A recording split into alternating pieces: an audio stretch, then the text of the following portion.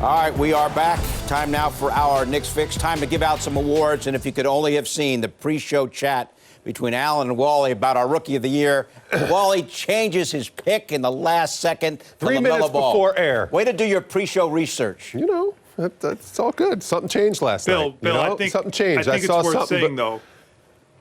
It's worth giving Wally credit, however. When you use your vote, you use it wisely. Exactly. And you do research, and maybe you say, you know what? I changed my mind.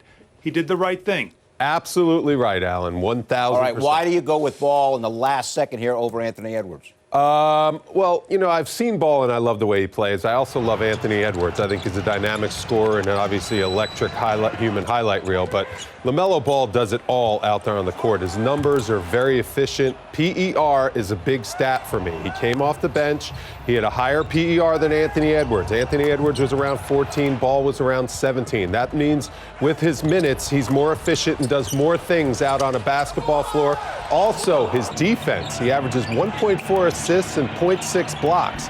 So he's active on the defensive end of the floor, along with a lot of those triple-doubles that he put together before he had the injury. All right, so LaMelo Ball's our Rookie of the Year. Alan, how about our Coach of the Year? Well, I mean, talk about changing your vote. If anybody who is in the media that voted for Coach of the Year didn't have Tom Thibodeau as their Coach of the Year, they should probably change that vote. Maybe they voted a little early, maybe after the West Coast trip when they fell to 6th, and they thought, you can't give Coach of the Year to a team that's in the 6th spot. Well, they're about to be in the 4th spot if they get this win today. Very much you give it to Tom Thibodeau, who has turned around the biggest turnaround in franchise history. Oh, and by the way, he's done it before. He did it in Minnesota. He did it in Chicago. He's doing it here again. It's impossible not to recognize what he and this coaching staff has done with this group. That's why you give it to him. It's not because Monty Williams isn't worthy or Quinn Snyder's not worthy. It's because no one has done more than Tom Thibodeau and his coaching staff with this team. All right, we're all in agreement on that. I agree. All right. You got to give it to Thibs. All NBA for you?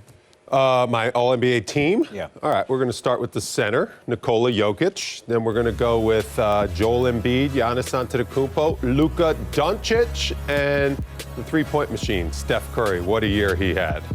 Alan, what do you have? Well, I got a different one. I got Steph Curry, of course, for sure. Chris Paul's been amazing what he's done with the Suns. LeBron James has to be first team. He was an MVP candidate for most of this season. And Joel Embiid and Nikola Jokic have been the two best big men. You're allowed to put one of them as a forward. So I did it because they've been great and they've both been MVP candidates. All right.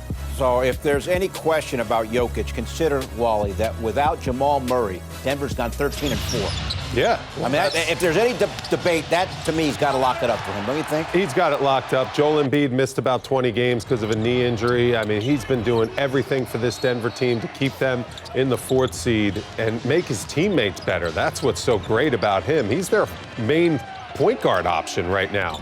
I mean, he facilitates the offense every single night. And his PER, speaking of PER, is 31.3. That is efficiency personified. He does it all out there on the floor. When he is out there, he makes things happen on all ends of the floor. Yeah, well, you're right. And what he's doing, you know, we talk about Russell Westbrook and Oscar Robertson. Well, what Jokic is doing is we haven't seen since Wilt Chamberlain, as far as doing everything with the basketball, not just scoring and rebounding like, you know, again, a Shaq or one of the greats of the past, but I'm talking about assists, 8.6 assists per game. I mean, that's no big man has assisted something like that. No center has had assists that high per game since Wilt back in the 60s. Oh, and by the way, he could shoot threes too. So he does all of it. He's a better than average defender as well. He has led that team. Let the big man renaissance begin, and let it begin with the Joker. All right, so in summation, everyone agreed, and you were a late change to LaMelo Ball. Not a lot of argument on this situation. There you go. That's good. All right, here's our full look. We got Jokic, Ball, Thibodeau, Rudy Gobert, Defensive Player of the Year, Jordan Clarkson, By the way, Sixth Man of the Year. Derrick Rose should get votes for Sixth Man of the Year. You take He him over should. Clarkson? Yes, No. he should. He should get votes, but Clarkson's averaging 18 a game on the best team in the West. Yeah. So And Randall's landslide most improved player. not even close. Landslide. Landslide. Should be unanimous, Bill. Yep. Should be unanimous. All right.